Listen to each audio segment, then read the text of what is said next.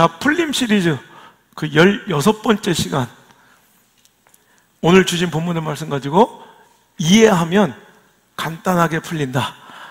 뭐라고요? 이해하면 간단하게 풀린다 라는 제목으로 하나님 말씀을 증거토록 하겠습니다. 풀림 시리즈 벌써 16주 4달이 됐네요. 시작한 지 엊그제 같은데, 우리 삶에 복잡하고 엉켜있는 문제들, 또 닫혀있는 문제들, 해결되지 않는 그 상황들 지긋지긋하시죠?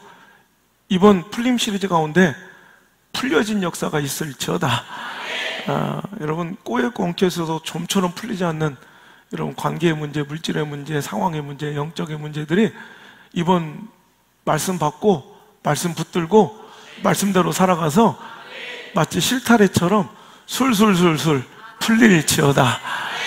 오늘은 대부분 약간 관계의 문제, 아니 신앙의 또 본질의 문제에 연결될 수 있어요.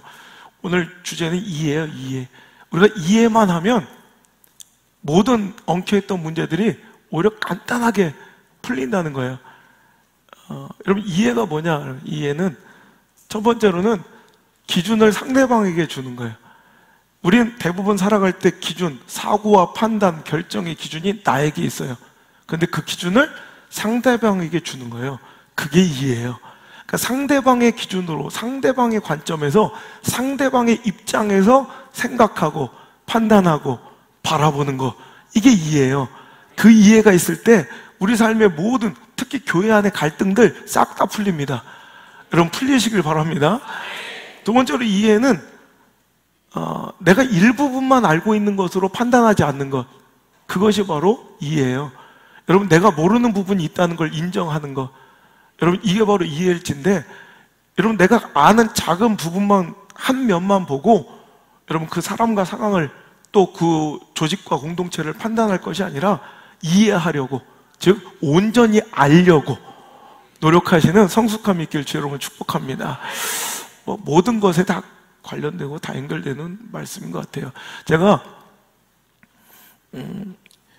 요즘 그 자연인을 끊고요,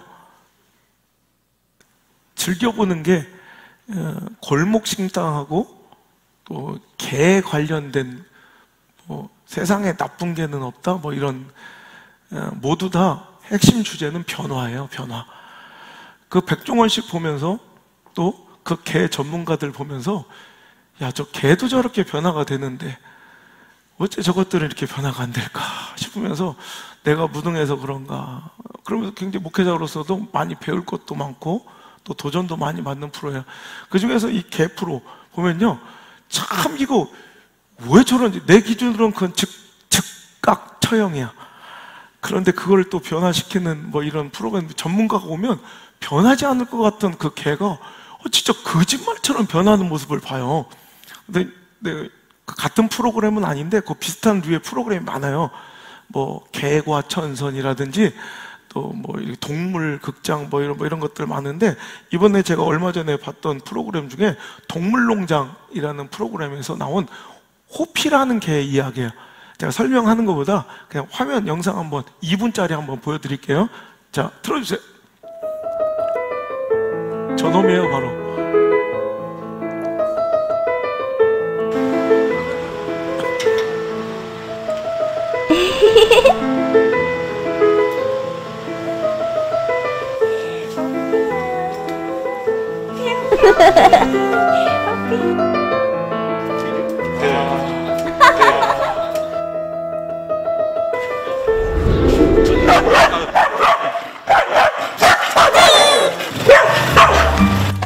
다른 사람들은 안 싫어하는데 또 이분이 또 지나가시면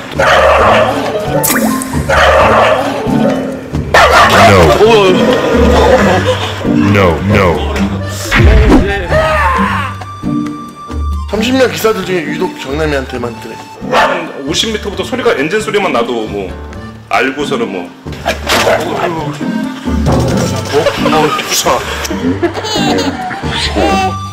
화가 날 때도 있고요, 오피한테 많이 서운할 때도 있고요. 어떻게 해줘야 될지 정말 모르겠습니다. 정말 이건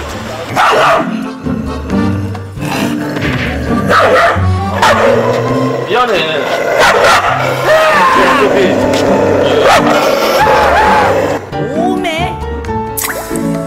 됐어요. 자, 이런 상황이에요. 이해되시죠? 자, 배달 기사들이 모여있는 배달 서비스 회사에 이제 콜을 기다리는 대기실인데 거기서 마스코트처럼 키우는 개가 호피래요. 근데 이 개는 원래 성격이 난폭하고 공격적이면 이해를 하는데 그렇지 않은 거예요. 너무너무 천사 같은 개예요. 그냥 아까도 보셨죠? 뭐 그런데 이상하게 유독스럽게 30명의 배달 기사 중에 딱 한 사람, 정남 씨. 이 사람한테만 그렇게 유독 공격적인 거예요. 나중에는 정남 씨 오토바이 엔진 소리도 알고요. 그 엔진 소리가 가까워지면 벌써부터 막 으르렁거려요. 와, 미치겠는 거야. 그러니까 이 정남 씨는 그 안에 들어가지도 못해. 그러니까 이렇게 더운 날은 휴게실에서 빨리 쉬다가 콜을 받으면 나와야 되는데 다른 기사들은 다 안에서 편안하게 에어컨 밑에 쉬는데 그 정남 씨는 바깥에 쭈그리고 땡볕에서 쉬어요. 왜? 들어가면 호피가 막 난리가 나니까. 이상한 거예요. 그래서 호피와의 관계를 개선하고자 정남 씨는요, 밥당번도 자기가 자처하고요. 밥도 호피한테 정남 씨가 다 주고요. 그가 좋아하는 소세지 같은 거 계속 공급해주면 할 수 없이 먹긴 먹는데 그리고 나서 또 공격적이 돼. 그래서 내가 다른 건 몰라도 저 호피와 정남 씨의 관계는 절대로 풀리지 않는다. 내가 단언을, 이 문제가 풀리겠습니까, 여러분? 안 풀리겠죠? 그런데 뭐 하면? 이해하면 간단하게 풀린다. 여러분, 전문가가 오더니요, 그 사람 평소 행동 양식을 그대로 화요포를 하는 거예요. 그리고 찍어놨던 일주일분에 딱 그 촬영본을 보더니, 아, 알겠대. 그러더니 1시간도 안 돼서 완전히 풀어버려. 보니까 정남 씨가 그가 해왔던 행동들이 걔한테는 잘못된 인지로 받아들였던 거야. 정남 씨는 어떻게든 이 호피를 마음을 돌려보려고 항상 음식을 가지고 이렇게 호피야, 나 좀 받아, 이렇게 다가왔는데 항상 호피의 입장에서는 정면으로 다가서는 정남 씨의 위압적인 모습과 손을 이렇게 쓰다듬으려 했던 이 모습이 자기를 공격하는 시그널이래요. 그러니까 정남이는 자꾸 자기를 공격하는 거야. 그러니까 얘도 자꾸 이 정남 씨를 대적으로 생각하고 계속 공격적으로 대했던 거예요. 그래서 그 전문가가 접근하는 방법부터 다시 가르쳐 주더라고. 정면을 가지 말고 돌아서 옆으로 가래. 아이고, 이거 내 스타일은 아니다. 내가 우리 잠보한테 옆으로 가서 이렇게 만져야 될 것 같으면 처형하고 말지. 하여튼 근데 그렇게 그 전문가는 그렇게 하래요. 옆으로 이렇게 정면으로 다가가지 말고 옆으로 가서 손도 이렇게 하지 말고 이렇게 하래. 그래서 이렇게 나를 누르는 이런 표현이 아니라 이런 식으로 접근하니까 갑자기 변하지 않을 것 같은 호피가 갑자기 유순하게 배를 내밀고 정남 씨 앞에 눕더라고요. 이게 전문가는 별게 아니라 개의 입장에서 이해할 수 있는 게 전문가예요. 그러니까 오늘도 전문가가 와서 이게 정남 씨의 입장에서는 답답해, 또 호피의 입장에서도 답답했던 거예요. 서로 간에 입장을 이해하니까, 아, 그랬구나. 여러분, 옛날에 무한도전 본 적 있어요? 거기서 무한상사라는 그런 프로그램에서 서로 간에 이제 불만들을 얘기하는 거야. 그러면 이제는 자기 순서가 아니면 입을 꼭 닫고 다 그 사람의 입장에서 들어주는 거야. 그리고 마지막에 한마디만 하래. 아, 그랬구나. 이렇게 하면 풀려진다는 거예요. 아, 그랬구나. 아, 정말로 개 입장에서 이해되고 또 개는 또 이해를 못하니까 그냥 사람이 그 호피의 입장에서 이해를 해주니까 그 모든 그 어려웠던 관계가 싹 풀려버리더라고요. 오늘 여러분, 이 초대교회에 엄청난 신앙적 갈등과 위기가 있었어요. 지난주에도 제가 설명했지만 고정관념을 깨면 간단하게 풀린다는 말씀 속에서 이 할례와 율법의 이 규례들, 또 안식일의 문제들, 이런 것들이 지금이야 당연한 거지. 우린 안식일을 지키는 사람들이 아니라 부활하신 주님을 또 찬양하는 이 주일 예배를 드리고, 우리는 율법의 결례를 지키는 자들이 아니라 오늘 하나님 말씀에 순종하고 제사 드린 자들이 아니라 예배 드린 자고. 그래서 이건 당연한 얘기지만 당시에서는 여러분, 선민사상을 가지고 하나님의 그 사람이라는 이 아브라함의 혈통이라는 이 자부심을 가지고 지금까지 왔던, 또 이 할례 받지 않으면 절대로 하나님의 사람의 가장 확집적인 징표라고 생각했던 이런 것들이 한 방에 막 무너지는 것들이 그때 당시에는 용납할 수 없는 아주 어려운 문제로, 이것 때문에 이 초대교회는 엄청난 갈등과 분열의 위기를 겪고 있었다는 거예요. 그런데 이 모든 것이 이 사도 바울의 이런 마인드로, 이 신앙의 접근으로 모든 것들은 간단하게 풀려버리는 거예요. 사도 바울은요, 여러분, 자기가 없어요. 그러니까 오늘 자기는 자유한 사람인데, 자기는 모든 것에 자유할 수 있는 권리가 있는 사람인데도 스스로 뭐가 됐대요? 종이 됐대요. 종은 자기 주도권이 없는, 자기 기준이 없는 사람이 종이에요. 종은 자기 형편, 자기 상황, 자기 감정, 자기 이념, 자기 가치관 따위가 중요치 않아.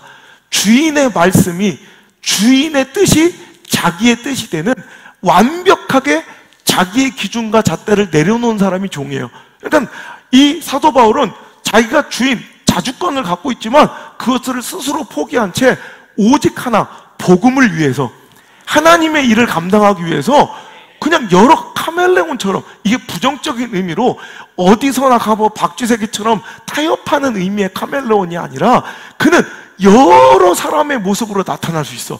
그러니까 오늘도 유대인들에게 다가갈 때는 유대인처럼 다가가서 그들에게 복음을 전하면 돼. 율법 아래 있는 자들에게는 난 율법 아래 매여 있는 자들 아니지만 율법 아래 있는 자들처럼 접근을 해. 또 율법 없는 자들에게는 나는 하나님 말의 율법의 전통을 지금까지 잘 지키고 살았던 사람이지만 마치 율법 없는 사람처럼 그들에게 접근을 해. 나는 믿음이 신실하고 강한 사람이지만 믿음이 연약한 자를 만났을 때는 마치 믿음이 연약한 자의 입장과 관점에서 그들에게 접근을 해. 그래서 여러 상황과 사람의 모습을 만나도 자기는 없고 모든 그 상대방의 입장과 관점과 기준으로 다가서 오직 그래서 전해지는 것은, 확장되는 것은 복음이니 괜찮다 이거야. 여러분, 우리에게 이런 마인드가 있어야 돼요. 교회 안에 왜 갈등이 있어요? 왜 교단 간에, 교회 간에, 이 교파 간에 이런 갈등이 있어요? 다 이거예요. 자기 기준으로 접근하니까 그래요. 자기 기준을 내려놓지 않아서 그래요. 여러분, 상대방의 입장, 상대방에게 기준을 주는 거, 상대방에게, 오늘도 사도 바울은 내가 주인일 수 있어요. 하지만 자기는 종으로서 그 모든 기준을, 상황의 기준을 상대방에게 주는 거예요. 그 기준에 내가 맞춰주는 거예요. 그럴 때 모든 당시에 엄청난 이 교회 문제였던 이런 엄청난 풀리지 않을 것 같은 문제들이 사도 바울에게는 문제가 되지 않아. 왜? 이해하니까. 그 사람 입장에선 저럴 수 있겠구나. 평생을 대대로 율법을 지키고 율법 아래 있던 자들의 입장에선 또 그럴 수 있겠구나 라고 이해하는 거예요. 또 율법 없는 자유인에게는 율법 없는 자들의 입장에서 또 그들에게는 이 할례란 이런 거칠의 형식이 중요하지 않을 수도 있겠구나. 또 믿음이 연약한 사람은 나는 이렇게 줄 서고 잘하지만 이제 막 믿기 시작한 사람에게는 이것이 힘든 도전일 수 있겠구나. 여러분, 이게 바로 여러분 우리 신앙인들의 마인드일 뿐더러 하나님의 일을 맡은 여러분 사역자의 마인드가 돼야 된다는 거예요. 사역자들이 왜 그 맡겨진 그 영혼을 잘 챙기지 못하고 깨트리고 막 그래요? 이게 그 입장의 변화와 기준의 옮김이 없어서 그래요. 항상 관점과 기준을 항상 내 입장에서만 두고 생각하니 상대방이 답답하고 이해되지 않는 거예요. 왜 싸움이 났어요? 초대교회 왜 갈등이 일어나요? 아니 지금도 왜 이런 갈등이 빈번해요? 기준을 나한테, 우리 교회한테, 우리 교단한테 내가 지키고 있는 원칙 앞에 딱 고정시켜 놓고 움직이지 않을까 그래요. 여러분, 이제 관점과 기준을 상대방에게 한번 넘겨보세요. 그럴 수도 있겠구나. 아내는 남편에게 한번 넘겨보세요. 그럴 수도 있겠구나. 남편 입장에서 그럴 수 있겠구나. 싫어요? 남편 아내한테 한번 넘겨보세요. 그럴 수도 있겠구나. 부모는 자녀에게 한번 그 관점, 기준을 한번 넘겨. 요즘 애들 입장에서는 그럴 수도 있겠구나. 또 애들은 또 부모님 세대에게 그 기준을 넘겨보세요. 아버지 입장이라면, 엄마 입장이라면 그럴 수 있겠구나. 여러분, 그죠? 이게 되지 않으면 맨날, 요즘 새끼들은 저지, 우리 아버지 꼰대야. 이렇게 계속 억울함만 쌓여가는 거예요. 입장을 바꿔보는 거. 즉, 기준을 상대방에게 넘기는 거. 그 입장 바꿔 생각하는 거예요. 여러분, 보세요. 한나와 분인나의 갈등. 우리는 항상 한나의 기준으로 읽으니까, 물론 한나가 주인공이지만, 저는 항상 한나 입장에서 읽을 때는, 한나 입장에서는 사무엘상 1장 6절의 말씀처럼 분인나 때문에 마음이 심히 괴롭고 격분된 거예요. 이거는 지극히 누구 입장이에요? 한나의 입장이에요. 근데 이 갈등을요, 똑같은 상황을 부인나 친정엄마 입장에서 보세요. 어떤 분이 내 설교가 너무 좋은데, 그래서 이 설교를 듣는 낙으로 산대요. 주일만 기다린대. 저한테 담임 목사님이라고 부르는 분이 있어요. 누군지도 모르는데 다 좋은데 그 욕만 안 하셨으면 좋겠다고. 그래서 오늘 생각해보면 그 입장을 또 생각해 주는 게 좋을 것 같아. 욕 안 해도 여러분은 또 이해하시잖아요. 그죠? 안에 이제 분나 친정엄마 입장에서 보세요. 한나가 나쁜 여자 아니겠습니까? 정말 못된 몹쓸 여인. 감이 안 와. 이거 예전 같지가 않아. 하여튼 그래요. 하여튼 누구 입장에서 보느냐 이거 완전히 다른 거예요. 그럼 서로 이해하면 되는데, 제가 만든 말이에요. 한나 컴플렉스. 교회 안에 한나 컴플렉스가 너무 많아. 그냥 자기만 피해자고 자기만 아픈 거야. 그렇잖아요. 분이나도 아파요. 분이나도 충분히, 분이나 입장에서 보면 너무너무 서럽고 억울하지 않겠습니까? 한나의 입장에서 보면 답답하고 격분되겠지만, 분이나 입장에서 보면, 여러분이 분이나 입장에서 생각해 보세요. 내가 분이나였다고 생각해 보세요. 정말 속상하지 않겠어요? 너무 억울하고 너무 서운하지 않겠어요? 여러분 똑같은 거예요. 누구나 아프다. 그러니까 여러분이 그렇게 싫어하는 분이나도 그 입장이 돼보면 그 사람도 그럴 수 있겠구나라는 그 이해는 다른 아닌 내 기준을 상대방의 기준으로 넘기는 그 입장을 바꾸는 거예요. 오늘도 다윗이 그걸 잘했어요. 다윗은요, 나를 죽이려고 하는, 정말 억울하죠. 너무 짜증나요. 자기 기준으로. 그런데 오늘도 사울을 자기 손으로 죽일 수 있는 기회가 2번 있지만 그걸 자기 기준으로 감정대로 행하지 않아요. 또 자기가 압살롬 아들에게 반역을 당해서 얼마나 처량한 상황이에요. 이 궁궐에서 쫓겨나서 도망치고 있는 상황에서 베냐민 지파 시므이가 자기를 조롱하고 막 그냥 저주할 때, 여러분 지금 안 그래도 힘들어 죽겠는데 지금 그럼 우리 같으면 칼 뽑아들고 쫓아가죠. 그죠? 그런데 그냥 그는 그 상황을 이해해요.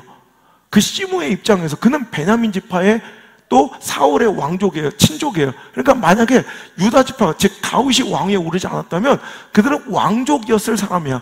근데 다윗 때문에 이 왕권이 유다 지파로 옮겨지면서 그는 왕족에서도 벗어났던 사람이고, 어찌됐든 간에 그 왕권의 이 경쟁 때문에 사울 지파의 모든 사람들은 다 죽었다고요. 그러니까 어찌 보면 슬픔과 상처가 많은 사람이겠죠. 그러니 다윗의 아픔을 보고 우리 가족, 우리 가문한테 그렇게 피를 많이 흘리더니 너도 잘됐다 이놈아, 이럴 수 있지 않겠느냐. 그러면서 내 아들 압살롬도 나를 반역하는데 저 사람도 그럴 수 있지 않겠느냐. 자꾸 그 상황을 이해하니까 그가 하나님 원치 않는 모습으로 또 감정적으로 오늘도 실수하지 않고 살아갈 수 있더라는 거예요. 여러분 이해가 이렇게 중요한 거예요. 풀리지 않는 관계가요, 이해하면 풀려요. 근데 내 기준, 이 기준을 상대방의 입장에 두면 이해가 되는데, 이 기준을 나에게만 딱 두고 옮기지 않으면 오해가 돼요. 자꾸 오해가 쌓여가는 인생이 돼서 그 관계는 더 엉켜져요. 그러니까 이제 이 기준을, 관점을 상대방에게 한번 줘보세요. 그럴 때 완전히 달라지는 상황과 형국이 될 줄 믿습니다. 여러분 이런 거예요. 제가요 영국에서 유학할 때 한 선배가 아주 오래된 폭스바겐, 아주 그냥 우리나라에서는 타지도 못한 아주 골동품 같은 중고차를 그냥 자기가 버릴 건데 혹시 탈라면 타라 줘서 제가 영국에서 잠깐 운전을 했던 적이 있어요. 근데 가보니까 영국은요 차값보다 주차비가 더 비싸요. 그래서 영국, 제가 런던 일존에 그 학교를 다니니까 거기에는 차를 한번 주차장에 세워놓고 학교 수업 끝나고 오면 한 달치만 주차료를 모으면 차를 한 대 사. 주차비가 어마어마해요. 그러니까 주차비 때문에 제가 많이는 못하고 그냥 한두 달 타다가 다시 버렸던 것 같아요. 근데 그때 차를 끌고 다닐 때 영국은 이미 수백 년 전 이제 그 형성된 이런 길, 또 건물이 그대로 유지가 되어 있기 때문에 그걸 허물고 확장시키기가 참 어려워요. 그래서 수백 년 전 도로를 그대로 차가 달리는 길이 되게 많아요. 그래서 거기서는 이 지금 엄청난 세계적인 대도시가 됐지만 아직은 길은 되게 협소해가지고 굉장히 서로에게 양보가, 이해가 필요한 그런 도로 교통 시스템이에요. 그래서 배려나 양보가 대단해요. 그러니까 아무리 사람이 무단횡단을 해도요, 무조건 사람이 들어오면 사람이 먼저. 우리는 만약에 내가 파란불인데 지나가려는데 사람이 껴든다 그러고 싹 죽으려고 환장했어 뭐 이러죠. 이게 당연, 근데 거기는 그럴지라도 멈춰야 돼요. 내 신호인데 사람이 뛰어들어와도 무조건 멈춰요. 그러니까 무조건 배려하고 이해하는 이런 교통 문화가 굉장히 성숙해 있어요. 근데 이 좁아 터진 이 길을, 그래서 서로 간에 이 교통 신호도 라운드 어바웃, 우리 로타리라고 부르는 그 라운드 어바웃이 굉장히 많아가지고 성숙하게 이렇게 교통 흐름을 서로 이해하면서 양보하면서 이렇게 갈 수 있도록 교통 시스템이 많이 돼 있고, 또 마차도 가끔씩 다녀요. 제가 이제 지나가던 교회하고 학교 사이에 리치몬드 파크가, 리치몬드 파크 하면 그 근처에는 말도 많이 다녀요. 그러면 가다가 차를 세워야 돼. 그리고 시동을 꺼줘야 돼. 말 놀랄까봐. 막 이러고 말 지나가면 또 지나가야 되고, 막 굉장히 좀 배려가 많이 필요한 그런 교통 시스템인데, 제가 차를 가다가 아주 좁은 골목에서 차 한 대를 딱 맞닥뜨린 적이 있어요.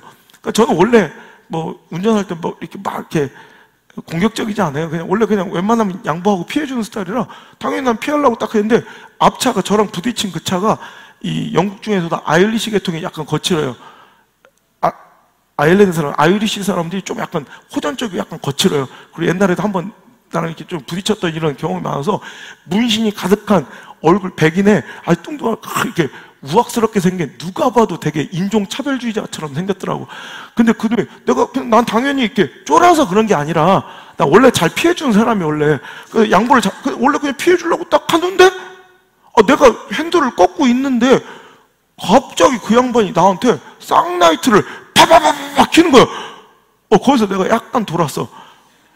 전 자존심이 되게 세서 내가 그냥은 비켜주려고 그랬는데 나한테 쌍라이트를 키니까 갑자기 거기서 내가 자존심이 확 상한 거예요. 내가 아무리 동양인이고 나이도 어리고 그래도 저 백인놈 저놈이 나한테 무슨 굉장히 공격적으로 막 쌍라이트를 키니까 나도 거기서 비켜줄 마음이 싹 가시더라고. 그래서 나도 다시 핸들을 꺾어서, 그리고 나도 쌍라이트를 확, 네가 비켜 이 새끼. 거기서 확 빨리 비켜. 나도 꽤 놀았던 사람인데, 그때 영국 갈 때는 내가 아직 내 자아가 깨지지 않고 막 쓰레기처럼 살 때 전성기였어요 그때가. 그러니까 이거 봐라, 오늘 또 영국에 사건 한번 터지겠는데. 그래서 나도 거기서 막 그랬더니 이놈이 갑자기 나한테 막 차를 밀고 들어와. 그 나도 열받아서 같이 밀고 들어왔어. 그때 그놈이 또 막 그래. 나도 서로 그때 그래. 나도 그래. 나도 같이 막 하면서 그 나중에 막 그 백인이 막 난리를 치더라고. 근데 어떻게 막 나한테 막 하면서 가. 내가 이긴 거야. 이건 한국인의 승리일 뿐더러 동양인의 승리야. 그 내가 이게 동양인의 승리라고. 그래서 그 다음 주에 내가 이제 교회 가가지고 교회 모임에서 이 얘기를 했어요. 내가 자랑스럽게 내가 그 백인 아이리시 그 문신 많은 놈, 그 뚱띠 같은 놈이 나한테 막 그랬는데 난 겁먹지 않고 끝까지 내가 쌍라이트를 키면서 나도 끝까지 저항해서 동양인의 승리를 얻었다고 그랬더니 갑자기 그 얘기를 듣던 우리 선배들이 갑자기 막 얼굴이 막 어머 어떻게 막 이래. 그래서 왜 그런 거 하니까 글쎄 내가 그 얘기를 듣고 내가 얼마 부끄러운지. 글쎄 쌍라이트의 의미가 영국과 한국이 다른 거야. 우리는 쌍라이트의 의미는 이런 거잖아요. 비켜, 밥은 해놓고 왔냐. 우리는 이런 뜻이잖아요. 근데 영국은요, 쌍라이트의 이 의미가 you first, 당신이 먼저 가세요. 제가 양보할게요. 이런 의미라는 거야. 그래서 그 의미를 다시 생각해봤어요. 그 상황을. 그랬더니 딱 지나가는데 운전도 또 운전석이 오른쪽에 있으니까 영국은 운전도 낯선 어색한 차를 타고 동양인이 운전도 쭈삐쭈삐 잘 못하는 애가 그 좁은 길에서 지가 피하려고 하자. 알고 보니까 아일리시 호전적인 문신이 있는 나쁜 인종차별주의자가 아니라 영국 신사였더라고. 그분이 영국 신사가 딱 볼 때 동양인이 막 이렇게 막 어렵게, 그러니까 에이 괜찮아요. 당신 먼저 가세요. 제가 양보하면 되죠. 이랬더니 갑자기 그 동양놈이 아니에요. 제가 양보해 드릴게요. 당신이 먼저 가셔요. 그래서 그래요? 그럼 제가 갈까요? 하고 다가왔더니 그럼 제가 비켜줘야 될 거 아니야. 비키지도 않고 계속 버티더니 그래서 그러면 제가 비킬 때 당신 먼저 가세요. 아니에요. 제가 먼저 양보할게요. 그럼 비켜주세요. 근데 왜 그러세요? 근데 아니야. 제가 양보한다니까요. 근데 그럼 비켜주셔야죠. 같이 막 답답해 죽겠는. 그럼 가려고 하면 또 막고 있고. 근데 그럼 제가 비킨다니까. 아니 제가 비킨다니까요. 서로 그렇게 한참을 싸웠던 거예요. 그러니까 나중에 알고 보니까 그 백인이 나한테 막 욕을 하고 간 게 아니라 울면서 갔던 게 얼마나 답답했을까. 여러분, 이걸 상대방의 입장을 이해하니까 간단하게 풀려버린 문제야. 그걸 모르고 내 기준과 내 관점으로만 생각하면 싸울 일만 쌓였고, 답답한 일 쌓였고, 근심된 일 쌓였고, 머리끄댕이 잡을 일만 쌓였죠. 이제 여러분, 내 기준에서의 오해를 쌓지 말고 상대방의 기준에서 이해를 쌓아서 오늘도 모든 막혀있는 문제들을 풀어내시는 귀한 한 주간 되시기를 주의 이름으로 축복합니다. 그죠? 그래서 이제 교회 안에서도 마찬가지야. 우리 상대방의 입장과 기준으로 서로가 생각하고 배려해 주는 거. 이 성숙이 있어야, 제가 일부 예배 때도 설교했는데 너무 쓰잘데기 없이 에너지가 낭비가 돼요. 교회 가시고. 진짜 하나님의 뜻과 그 나라의 확장과 주님의 사명과 비전을 위해서 써야 될 힘들을 교회도 교회끼리 다툼, 그냥 사역자들 간의 다툼, 교단끼리 경제, 이런 데 쓸 필요가 없다는 거예요. 이걸 서로만 이해해버리면 이 에너지를 옹팡 모두어서 하나님이 이랬으면 얼마나 좋겠냐는 거예요. 맨날 쌈질하고 맨날 말 같지도 않은 갈등과 분열, 이런 게 너무너무 속상한 거예요. 서로가 서로를 이해하고. 그죠? 그러니까 이렇게 보면, 목사는, 성도는 목사님이죠. 물론 이것도 맞습니다만, 더나 우리는 이것만, 목사도 하나님의 입장에서, 성도도 하나님의 입장에서, 물론 목사와 성도가 서로 간의 입장을 이해하고 서로 배려해 주기도 하지만 최종의 권위와 기준은 하나님 되셔야 돼. 갈라디아서 1장 10절의 말씀처럼 내가 하나님을 좋게 하랴 사람을 좋게 하랴, 하나님을 기쁘게 하는 자냐 사람을 기쁘게 하는 자, 이 조건에서 서로 또 사람의 관계만, 기분만, 감정만 맞추며 그 사람에 맞춰서 까멜레온 되는 게 이게 좋은 것이 아니라 결국 가장 흔들리지 말아야 될 기준. 우리는 완벽할 수는 없지만 개 호피가 사람의 마음을 이해하겠어요? 우리 잠보가 내 마음을 이해하겠어요? 못하죠. 그래도 우리가 하나님 마음을 이해 못하는 거예요. 당연하게. 그래도 이해하려고 노력하고 몸부림치면서 하나님의 입장과 기준에서, 내가 서운한 게 아니라, 내가 짜증낼 게 아니라, 이런 입장에서 보면 하나님이 화내실 게 하나님이 더. 내가 그때 우리 교회 옛날에 직분자를 세우려고 했다가 바로 1주인가 2주 남기고 내가 다 취소시킨 적이 있어요. 그랬더니 그 얘기를 들었더니 막 교계에서 놀래요. 예를 들어서 안수집사나 중직자들 권사 세우려고 했다가 다 안 된다. 그러면 그들이 가만히 있습니까? 그래. 나가는 사람도 있죠. 근데 나 그래. 그럼 화를 낼 게 누구냐 이거예요. 직분이 뭐냐는 기본적인 문제보다 잘못된 거예요. 직분은 하나님께서 일 시키려는 거예요. 내가 널 일 시키려고 했는데 일 시켜야 될 사람이 준비가 안 됐어. 손님 치러 나가야 되는데 옷도 안 입고 샤워도 안 하고 있어. 그래서 일을 못 시킨 거야. 그럼 누가 화내야 돼요? 주인이 화내야 되죠. 아니 나 부르고 마중 나가라고 어제 얘기해놓고 왜 나한테 안 시켜요? 이렇게 화를 낼 거예요? 오히려 자기가 송구해야지. 이게 당연한 거 아니에요? 일을 시키려고 했는데 직분을 못 준 거예요. 이거 직분이 무슨 명예예요? 직분이 계급이에요? 그러면 자기가 송구하고 주의 종이 화가 나야 되고 교회가 화가 나야 되고 하나님이 화가 나셔서 그들이 송구해서 부끄러워야 되는데 교회는 지금 거꾸로야. 본질을 이해하지 못하기 때문에. 그러니까 이런 것들이 지금 계속 교회에 말 같지도 않은 분열과 분쟁의 씨앗이 되고 있는 거예요. 하나님의 입장에서, 하나님의 기준에서 이해해 보세요. 아무것도 아니니까. 맞죠? 하나님의 입장에서 보세요. 내가 화낼 것도 없다고, 감정 부릴 것도 없다고, 오히려 내가 송구해야 될 일이지. 그러니까 이게 이해예요. 이해. 이해는 내 기준을 상대방에게, 그리고 우리는 모든 기준, 내 궁극적인 목적은 내 삶의 기준을 누구에게 드리는 거?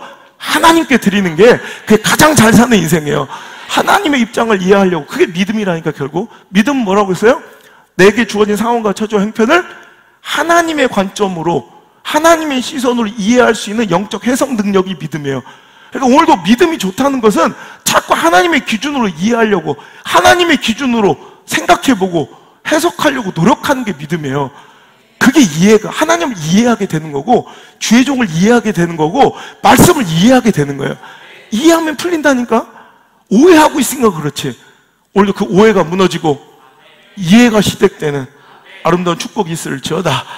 두 번째로 이해는 뭐라고 그랬어요? 첫 번째는 기준을 상대방에게 옮기는 거라면, 두 번째는 내가 일부분만 아는 것을 온전히 알려고 노력하는 거.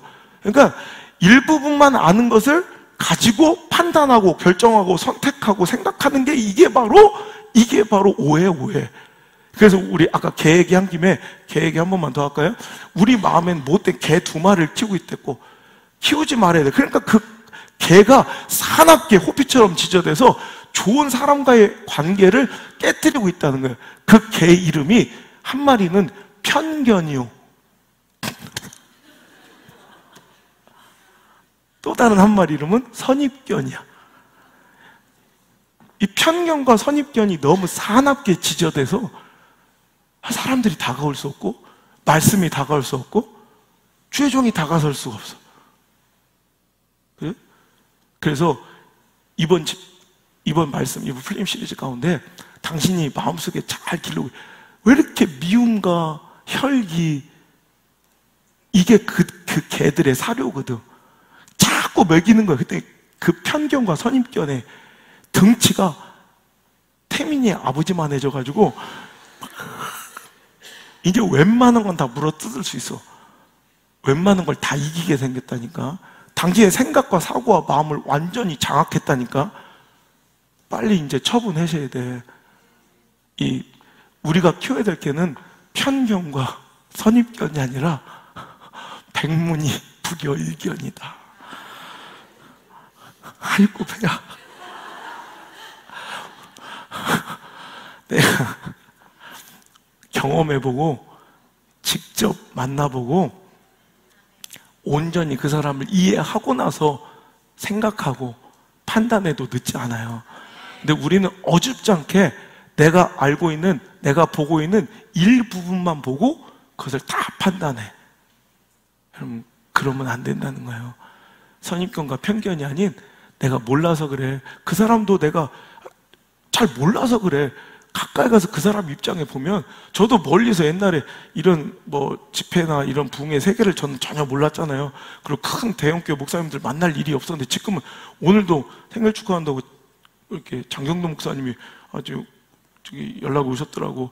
그래서 내가 다음 주에 뵙겠습니다 이렇게 인사했는데, 옛날에는 멀리서 볼 때는 사람들이 그런데 지금 생각해보면 또 그분들을 만나고 가까이서 보니까 다 이해가 돼. 여러분, 내가 모르는 거지 잘못된 게 아니라는 거예요. 내가 모르는 거지 없는 게 아니고, 나와 다른 거지 틀린 게 아니야. 근데 우리는 자꾸 내가 알고 있는 좁은 소견과 그 일부분의 모습만 보고 난 그것이 전부인 양 착각하고 판단해버리고 정지해버리고 막 비판해버리면 그것이 결국 나의 부끄러움으로 되돌아오게 된다는 거예요. 여러분, 마태복음 7장 1절 2절의 말씀에도 비판을 받지 아니하려거든 비판하지 말라. 너희가 비판하는 그 비판으로 너희가 비판받을 것이요 너희가 헤아리는 그 헤아림으로 너희가 헤아림을 받을 것이니라. 아멘. 오늘 이거 오늘도 여러분, 그 비판을 쌓아가면 결국 내가 받을 비판이 또 늘어나는 거예요. 하지만 헤아림을 쌓아가면 내가 저축처럼 나중에 쓸 수 있다니까. 그러니까 내가 이해되지 못하고 용납되지 못할 때 내가 쌓아놓았던, 저축해놓았던 헤아림을 갖다 쓸 수 있다는 거예요. 하나님 정확하게 그만큼 하나님 약속하신 거예요.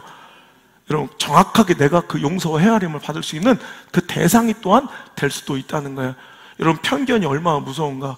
내가 알고 있는 일부분의 모습만으로 판단하는 것이 얼마나 두려운 일인가. 우리 교회 오래 다니신 분들은 이미 들었을 예화지만 제가 자주 하는 예화인데, 여러분, 실제로 있었던 일이에요. 지하철 하나에 새 아이를 데리고 탄 젊은 아빠가 있었어요. 근데 너무 무례하고 무식하고 무책임한 그들의 행동에 사람들은 분노하기 시작했어. 왜냐하면 그 어린 꼬맹이들, 2살 정도 터울이에 제일 큰 애가 7살, 6살밖에 안 되는 그 어린 3남매가 온 지하철을 막 그냥 돌아다니면서 어디서 놀다 갔는지 바른 진흙발로 그냥 온통 누비고 다니면서 가득 차 있는 승객들의 마음을 불편하게 만들고, 또 옷에다가 막 진흙을 묻히고 소리를 지르는 통에 사람들이 불쾌해지고 얼굴이 점점점 굳어갔어요. 그런데 더 화나는 것은 그것을 보면서도 넘질처럼 아무 창간도 안 하고 무책임하게 그렇게 가만히 냅두는 그 젊은 그 아빠가 너무 싸가지 없이 보이고 괘씸해 보였던 승객들이 이제 화가 나서 한 사람이 그를 막 비판하고 소리를 지르자 온 사람들이 막 그에게 화를 낸 거예요. 네 새끼만 귀하냐고. 지금 다른 사람들 이렇게 불편하고 당신 새끼들 때문에 이렇게 힘든 거 안 보이냐고. 어째 이렇게 사람이 무책임하고 싸가지가 없냐고. 젊은 사람 말이야. 막 소리 질렀더니 그 사람이 갑자기 칼짝고 그러더니 죄송합니다. 그 사람들이 놀란 거. 왜? 그런 류의 몰상식한 사람이라면 그런 얘기를 들으면 어디가 당신 보태줬어 막 이렇게 덤빌 줄 알았더니 그들 깜짝 놀랐더니 막 연신 허리를 굽혀서 죄송함을 표현하는 거예요. 그 사람들이 좀 놀랬죠. 근데 그가 막 죄송하다면서 자기를 이야기하는데 실은 이 꼬맹이 3남매 저 철부지 아무것도 분간 못하고 뛰어다니는 그 어린 3남매 엄마가 얼마 전에 돌아가신 거예요.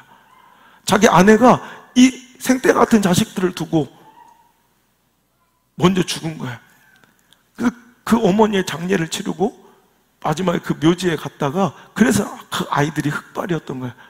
그리고 이제 돌아오는 길에 너무 허망함에 넋이 나가서 이제 아내 없이 엄마 없이 이 어린애들을 어떻게 키워야 되는가에 대한 그 허망함에 그 아버지는 정신을 잃은 채 그냥 그 아이들이 막 소동을 부리는 걸 인지도 못했던 거야. 그러다가 사람들이 막 화를 내자 그때서야 이제 화들짝 정신이 들어서 그 아이들을 막 단도리 하려고 하지만 보세요.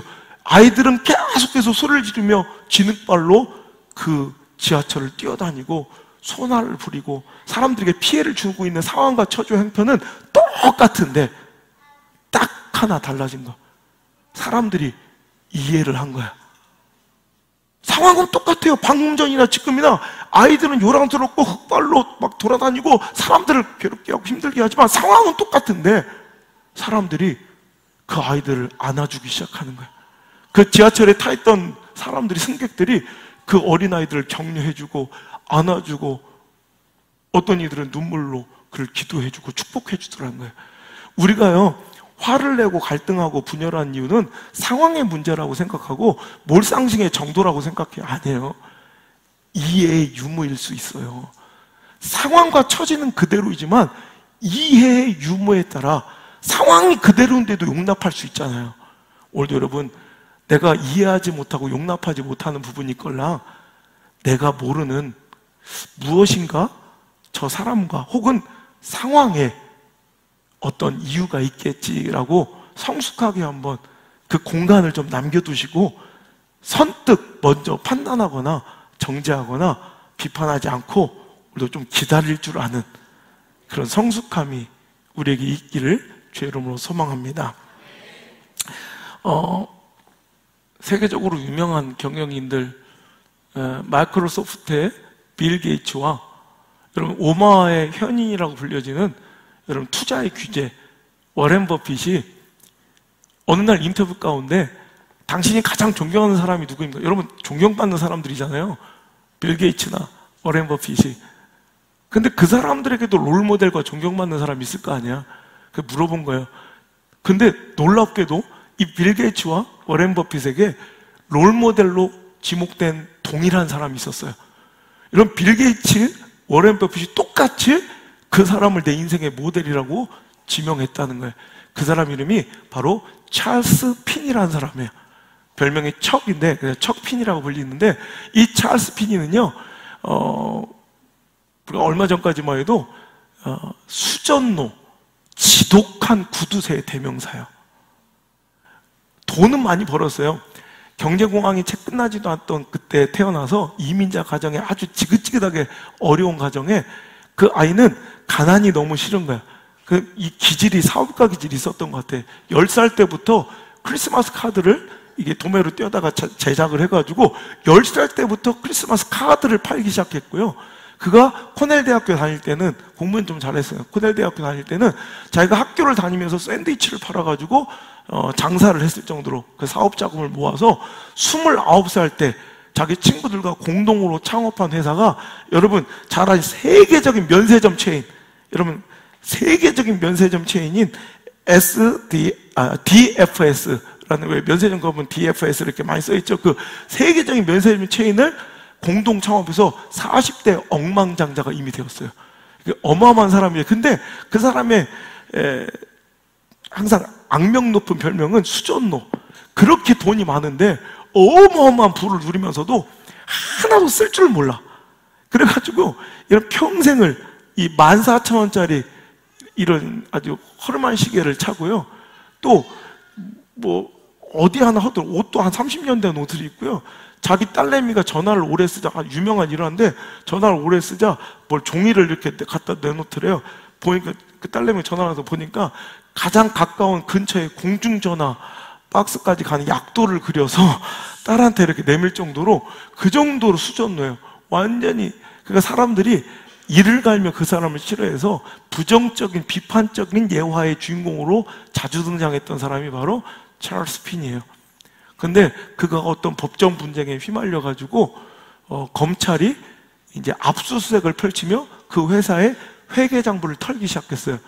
그러다가 단서로 잡은 것이 거액의 돈이 무려 15년 동안 차명으로 다른 곳으로 흘러가고 있는 내역을 발견해서 100% 이거는 횡령이고 이 블랙머니 뭐죠? 비자금이에요. 이건 100%. 그러니까 검찰이 이제 됐다. 큰 건수 잡았다. 그것도 보통이 아니라 어마어마한 돈이에요. 그래서 그걸 추적해 보니까, 그래서 알고 보니까 그 돈이 15년 동안을 무려 아무도 모르게 자선단체와 어려운 이웃들에게 무려 4조 5천억 원을 아무도 모르게 지금까지 이렇게 자원하고 많은 사람들에게 기부했던, 알고 보니까 수전노 척핀이가 아니라 기부천사 척핀이었고요. 그 이후로도 계속해서 자기 자산 비중 이 기부의 양을 늘려서 제가 알기로는 뭐 또 다른 정보가 있을지 모르겠는데 제가 알기로는 자산 대비 기부액으로서는 전 세계 1위 기네스북이에요. 그러니까 빌 게이츠나 저커버그 같은 사람이 더 많이 내긴 했어요. 돈을 많이 내긴 했지만 자산 대비 1위는 척피니를 따라가지 못해요. 어마어마하게 돈을 낸 사람이에요. 여러분, 우리가 일부분만 알고 자꾸 모든 것을 다 아는 양 내가 판결 내버리고 규정 지어버리는 이 교만함이 바로 편견이에요. 교회 안에서도 수많은 갈등들이 계파와 교파와 교단의 분립과 이 난립과 갈등들이, 그래서 세상이 시대가 교회를 우습게 본 이유는 교회는 가만히 냅두면 지들끼리 싸워서 알아서 다 무너지기 때문에 이 불교 쪽은 만약에 지원하거나 이렇지 않으면 완전히 공격받아서 정치인의 이 자리가 위태해지는데, 교회는 괜히 어줍지 않게 조금 도와주면 하도 파벌이 많아가지고 오히려 더 세를 읽는데, 한 사람 여기도 교회 관련된 행사에 뭔가를 지원을 해주면 다른 계파들이 다 싫어하는데 오히려 거꾸로. 그래서 교회는 아예 정치인들이 그러다 얼마나 유명한 정치인들을 만났더니 교회 쪽 관련 행사는 아예 안 도와주는 게 자기가 이득을 보는 거래. 이거 보세요. 다 그냥 우리끼리 모든 걸 계파 싸우고 분열하고 갈등한 이 모든 것들이 다 자기 기준, 편견. 그러니까 내가 모르는 것을 인정해야 되는데 내가 모르는 부분이 더 있다. 제가 좋아하는 책에 더 있다. 내가 모르는 무언가가 있어. 그 무당들도 아는 걸 왜 우리가 모르냐는 거예요. 네가 모르는 뭔가가 있어. 그 무당들도 아는 얘기예요. 네, 집 앞에 감나무 있지? 없는데요? 있으면 큰일 날 뻔했어. 너 친척 중에 물에 빠져 돌아가신 분 있지? 아니, 없는데요? 네가 모르는 뭔가가 더 있어. 뭐 이렇게 하는 거예요. 그냥 콜드 리딩이라고 하는데 이걸 심리학 기법으로. 근데 이건 여러분, 무당들도 아는 걸 왜 모르냐? 우리가 다 알아요? 여러분, 그 길고 나르는 그 과학 지식들, 세계적인 모든 정보들 다 모아도 우리가 지금 이 주변에 우리 삶 가운데 일어나는 모든 일의 1%도 해석을 못해요. 이게 우리의 한계인데, 특히 교회와 목회자들과 우리 성도들과 이 사역자들과 장로들이 너무 자기들이 다 안다고 규정해버려. 그러니까 자기가 아는 걸로 다 판단해버리고 판결해버리고. 여러분, 눈에 보이는 게 다가 아니에요. 보이지 않는 무언가가 더 있어. 그걸 이해하려고. 내가 모르면 가만히 있는 게 맞아. 아멘? 근데 우리는 제가 조금 뭔가 하나 주워들은 거 있으면 그냥, 제가 얼마 전에도 미국에 갔을 때 뭐 한 뭐 TV에 나왔던 하여튼 한 뭐 목회자의 뭐 선교사님이 하여튼 뭐 어려운 일이 뭐 있었는데 막 뭐 얘기를 하면서 그러더라고. 내가 그분 알아요? 내가 아니 모르는데 뉴스 뭐 봤다는 거예요. 내가 우연히 그분에 대해서 좀 더 알게 되고 그 가족들을 내가 만나는데 당신이 모르는 뭔가 더 있어요. 그래서 깜짝 놀라더라고. 그냥 우리가 모를 때는 눈에 보이는 것 그 단면만 보고 너무 흥분하지 맙시다. 그냥 가만히 있으세요. 여러분 이거예요.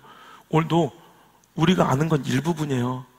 그러니까 그것 가지고 모든 거 세상을 다 아는 듯 오만 떨지 말고 꼴값 떨지 말고 오만하지 말고 우리 그냥 두 가지 상대방의 입장에서 생각하고 내가 모르는 일부분을 가지고 판단하지 말고 그게 이해하는 거야. 이해해서 모든 엉켜있고 꼬여있는 그 복잡한 문제들을 한번 풀어내시는 아름다운 축복의 시간이 되시길 바랍니다. 여러분 축이급인이다 라는 말이 있어요. 뭐라면 이 제날의 경공이라는 왕이 참 철이 없었어. 그래가지고 겨울에 3일 동안 연이어서 눈이 내리자 그 눈 내리는 이 평안하고 행복한 광경을 보면서 야 눈이 내리니 모든 더러운 것이 다 덮여지고 참 아름답다. 눈이 이렇게 밤낮 없이 3일 동안 내리는데 어찌 이렇게 날씨는 포근하고 좋은 거 이랬더니 옆에 재상으로 섬기고 있었던 안자라는 분이 아주 크게 격노하며 목숨을 걸고 그 경공에게 충언을 했다고 해요. 보시 왕이죠. 당신이 지금 따뜻한 아랫목에 여우털을 옷을 입고 있으니 춥지 않죠. 근데 지금 바깥에 있는 사람들은 지금 백성들은 이 얇은 헐건 옷에 불을 묻대고 있으니 저는 눈이 내리면 걱정입니다. 이 축의금이는 내 마음을 빌어서 사람을 이해하려고 한다는 뜻이에요. 그래서 여기서 나온 그 말이 축의급인이다 이런 사자성어가 있는데 항상 우리는 내 마음에 견주어 상황을 이해하려고 하고 내 상황에 빗대어 사람들을 이해하려고 하니까 오해가 쌓이는 거예요. 그래서 자꾸 안 좋은 일을 많이 내가 스스로 판단하고 비판하며 오늘도 하나님이 하셔야 할 일을 내가 스스로 하고 있지는 않은가. 오늘 정신 차리고 그래서 여러분 상대편의 입장을 조금만 더 배려하고 이해하면서 오늘도 조금 한 주간은 또 우리 수련회 하다 보면 힘든 일도 많고 캠프 하다 보면 또 여러 가지 생판 모르는 분들이 이렇게 오시니까 또 어려운 일도 막 우리가 익숙하지 않았던 모습을 보일 수도 있어요. 이해하시면 돼. 옛날에 그런 말 있죠. 주인이 배부르면 종놈 밥을 못 짓게 한다. 뭐 이러니까 자기가 배부르면 야 이제 배불렀는데 뭐 밥을 또 하냐? 이제 종들은 이제 먹어야 되는데. 그리고 남이 연병이 제 곧불만 못하다. 뭐 이런 얘기. 다른 사람이 죽을 병이 걸려도 내 감기가 나한테는 더 심각한 자기중심적인 피해망상과 의식에 빠져있는 성도들이 너무 많아서 맨날 나만 힘들고 나만 비참하고 나만 핍박받고 나만 신앙생활하다 아프다고 맨날 이러면서 떠돌아다니는 사람들 많아요. 그러지 말고 이제 조금 그래 지금까지 내가 상처받았다고 생각했던 많은 부분들에 대해서 혹시 내가 상처를 주진 않았는지 그 상대편도 아프지 않았는지 내 자녀도 힘들지 않았겠는지 서로 좀 이해하면서 좀 막혀있는 모든 걸 좀 뚫으시고 꼬여있는 모든 것들을 풀으시고 엉켜있는 모든 것들을 조금 해결하시는 멋진 한 주 되었으면 좋겠어요. 날이 덥습니다. 가만히 있어도 짜증이 나고 특히 당신 얼굴은 보기만 해도 조금 약간 불쾌합니다. 그러니 이럴수록 더 이제 언성이 높아지고 싸울 수 있는 계절이 돌아왔습니다. 우리 서로 그래서 얼굴을 가리고 다닐 수는 없지 않습니까? 그러니까 서로 이해하려고 서로 그래 쟤도 거울 볼 때 얼마나 놀래겠노 그렇게 생각하면서 우리 서로를 좀 이해해 주시고 우리 겨울에 행복하게 또 우리 웃을 때까지 이 더운 여름 잘 이겨내시며 좀 이해해 주시는 그런 따뜻한 마음이 있었으면 좋겠습니다. 기도하겠습니다. 하나님 크신 은혜 감사해요. 실수할 뻔하고 또 귀한 걸 깨트릴 뻔했는데 오늘 말씀이 그것을 지켜주셨습니다. 주님, 상황이 복잡하고 어려운 게 아니라 내가 이해하지 못했음이 문제였음을 깨달았습니다. 이제 상대방의 입장에서 이해하고 내가 일부분만 아는 것을 다 안다고 착각하는 교만 버리고 정말 이제 오해가 아닌 이해를 쌓아가고 오늘도 하나님의 뜻과 하나님의 입장과 하나님의 관점을 더욱더 아버지 이해해서 하나님 기뻐하시는 아름다운 삶과 성숙한 삶을 살아드리는 우리 모든 성도들 되게 하시고 우리 방송을 통해 함께 은혜 받는 모든 사람들에게도 화목과 평강의 아름다운 한 주간이 될 수 있도록 주님 인도하여 주옵소서. 이제는 우리를 이해하시려 인간의 몸으로 연약함을 감당하시고 우리의 죄악을 감당하시고 이 땅까지 내려오신